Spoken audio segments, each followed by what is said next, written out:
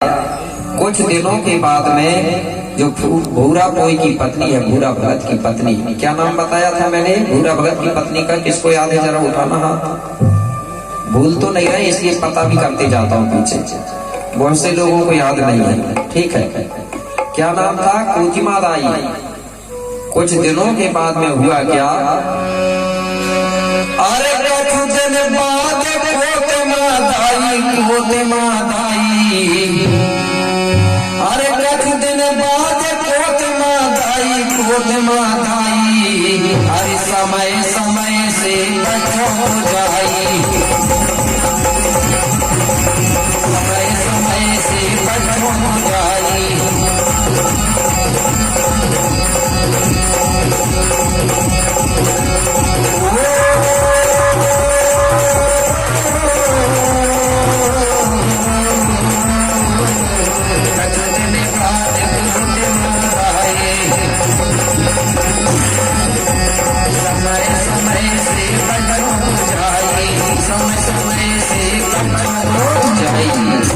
कुछ दिनों के बाद में कोतिमा दाई ने अपनी कूख से समय समय पर बच्चों को जन्म दिया। कितने बच्चे? 12 बच्चों को जन्म दिया। 12 बच्चे हुए, तो जिनमें कुछ लड़कियां थी और कुछ लड़का। तो कितनी थी लड़की? अरे लड़की 5, 7 थे भाई, 7 थे भाई। अरे यही विधि 12 सदा कहाई, यही विधि 12 सदा कहाई। अरे लड़की 5, 7 थे भाई,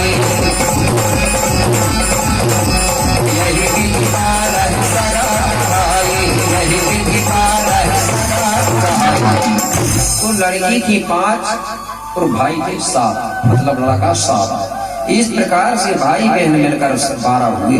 तो मेरे भाई, जो लड़की और लड़का है उनके मैं नाम बता रहा हूँ, जिसको लिखना है तो लिख लेना। सबसे पहले ग्रामों में देवी देवता यही बनते हैं, सबसे पहले के देवता यही है। 12 कितने देवता हुए हैं? पूरे 12। इसलिए हमारे भूमिका लोग जब मंत्र पढ़ते थे ना, तो सबसे पहले 12 देवताओं का स्मरण करते थे। कैसे बोलते थे? 12 किलो, 12 नगरी, 12 पनघाट, 12 मुठवालों को सुब्रमाई टोना करके बोलते थे, क्योंकि मुख्य देवता होते। उसके बाद में फिर देवता बनते गए। तो लड़कियों के जिसको लिखना है तो लड़की और लड़कों के नाम लिख लो। लड़की जो है 5 है, तो पहली जो लड़की है पंडरी दाई।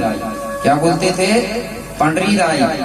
फिर इनको अलग अलग नाम से पूछने लगे लोग, मैं जो नाम था वो बता रहा हूँ। पंडरी दाई, दूसरा है पुंगुर दाई, इसके बाद मुंगुर दाई, चौथी लड़की कुशार दाई, और सबसे छोटी वाली लड़की को बोलते थे चुडूर दाई।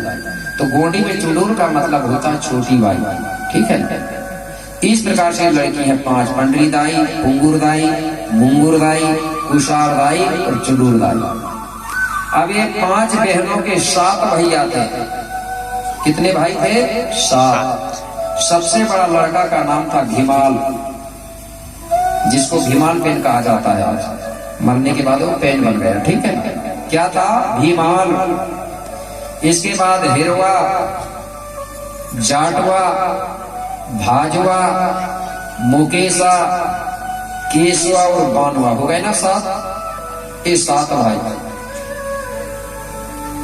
इस प्रकार से भाई बहन मिलकर 12 हुए। जब ये बेटा बेटी कुछ बड़े हो गए, जब माता पिता ने इनकी सेवा किया, पाला पोसा, तो जब ये कुछ बड़े हो गए तो भूरा भगत सोचने लगा कि अब मेरे बेटा बेटियों को पढ़ने के लिए गोठुल भेजना चाहिए। कहाँ भेजना चाहिए? गोठुल। उस समय स्कूल नहीं थे, कॉलेज नहीं थे। उस समय जो पढ़ाया जाता था उस जगह को, उस केंद्र को गोठुल बोला जाता था। गोठुल का मतलब होता है शिक्षा केंद्र। उसी गोठुल शब्द को दूसरे लोगों ने परिवर्तन किया। गोठुल से क्या बना दिया उन्होंने?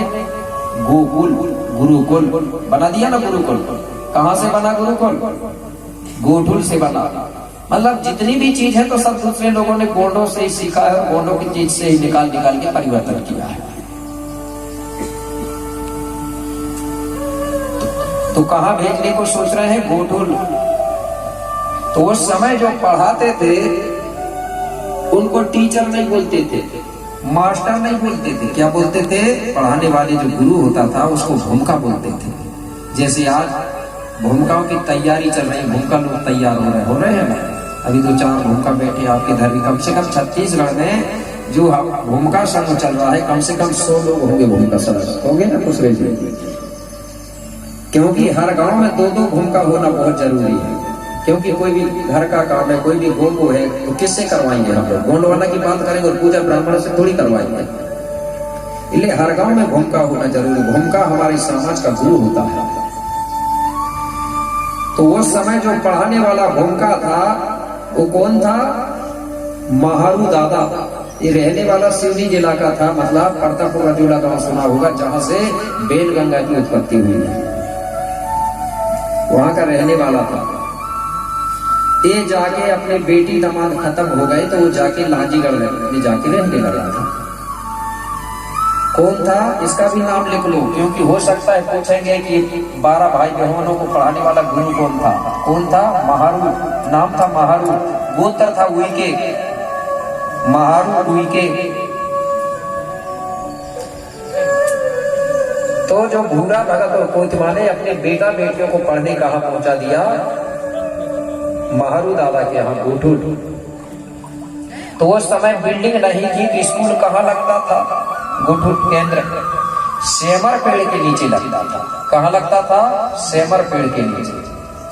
क्यों लगता था? कि हमारे भूमिका लोग, हमारे गोंडियन समाज ने सर्च किया होगा कि सेमर पेड़ के नीचे अगर कोई भी चीज को याद किया जाता है तो जल्दी याद होती है। इसलिए सेमर पेड़ के नीचे हमारे भूमिका लोग स्कूल लगाते थे। और कोई यंत्र मंत्र तंत्र भी सिखाते थे तो भूमिका लोग सेमर के पेड़ के नीचे सिखाते थे। पहले के समय में हर गोंडों के घर में सेमर का पेड़ होता था, उसमें एक देवी का स्थान होता था। लेकिन आज किसी गोंड के यहाँ दिखता नहीं है मुझे, कि दिखता था कहीं कहीं है आज भी। क्यों नहीं है? मुझे ऐसा लगता है कि गोंड लोगों ने सुने होंगे भागवत, ठीक है? तो भागवत में गुरु जी बताते हैं, बोले ज्ञान माला में लिखा है कि घर के किनारे कांटे वाले पेड़ नहीं होना चाहिए। तो गोंडों ने सुने होंगे कि यार हमारे घर में तो कांटा वाला सेमरा का पेड़ लगा है। और भागवत में गुरु जी कह रहे थे कि अशुभ होता, हो सकता है कई लोगों ने एक घर में काट दिया या 2 बार लगाई नहीं हो। जितनी चीजों को गोंड मानता है उसी चीज को वो लोग अशुभ बताते हैं। कैसे बताते हैं? सेमर को भी कांटे वाली करके उसको हम हमारे अंदर भ्रम डालता है। दूसरी बात, महुआ को हम लोग पूछते हैं, महुआ का पेड़ को पूछते हैं कि नहीं? स्पष्ट लिखा है सुमरनी में, साल साज में सात्विक पूजा फिर महुआ में जाए, और धूप दीप को या फूल चढ़ावे तो सुख संपत्ति घर आए, लिखा था। और वो लोग क्या कहते हैं? व्रत उपवास के दिन महुआ के पेड़ के नीचे नहीं जाना चाहिए, पूरा फल नष्ट हो जाता है, लिखा कि नहीं? अब बताइए बात किसकी मानोगे आप? वो कह रहा है कि महुआ का पेड़ के नीचे मत जाओ, वो नरसिंह भगवान ने ऐसा किया वैसा किया, एक कहानी खोल दिया। वो कह रहा है अशुभ होता है और मैं कह रहा हूँ महुआ का पेड़ शुभ होता है। अब आप किसकी बात मानोगे? दोनों की तो मान नहीं सकते ना। कुछ गोंड लोग कहते हैं नहीं वो भी अच्छा वो भी अच्छा, कैसे दोनों को निभाओगे? कोई भी एक तरफ रहना पड़ेगा। जो डूमर का पेड़ बोल रहे हैं उसको भी अशुभ बताया है, जबकि बिना डूमर के, जब तक डूमर के पत्ते हम लाते नहीं है शादी में, तब तक हमारा मंडा और हमारी शादी नहीं होती। लाते हैं कि नहीं आपके घर डूमर के पत्ते? मंडा में जरूर डालते हैं, बांस के पत्ते, डूमर के पत्ते, पूरी पूजनी है। और डूमर के फल हम हमारे पुरखों को हम चढ़ाते हैं। इसका मतलब है कि हमारा विरोध किया गया है। तो जो स्कूल लगता था गोठुल, वो सेमर के पेड़ के नीचे लगता था, क्योंकि सेमर के पेड़ के नीचे बैठ करके अगर किसी चीज को अध्ययन किया जाता है तो जल्दी याद होती है, इसलिए गोंड लोग लगाते थे। सेमर का पेड़ भी है और पीपल का पेड़ भी है। पीपल का पेड़ एक ऐसा पेड़ है जिसमें 24 घंटे ऑक्सीजन मिलता है। आपने सुना होगा गौतम बुद्ध ने पीपल के पेड़ के नीचे बैठ करके ध्यान किया था। और उस पेड़ को भी ये लोग क्या बोलते हैं? बोले पीपल के पेड़ में बोले राक्षस होते हैं, तो भूत प्रेत होते बोलते हैं। तो मेरे भाई जो भूमिका है वो सेमर के पेड़ के नीचे पढ़ाता था। तो ये भाई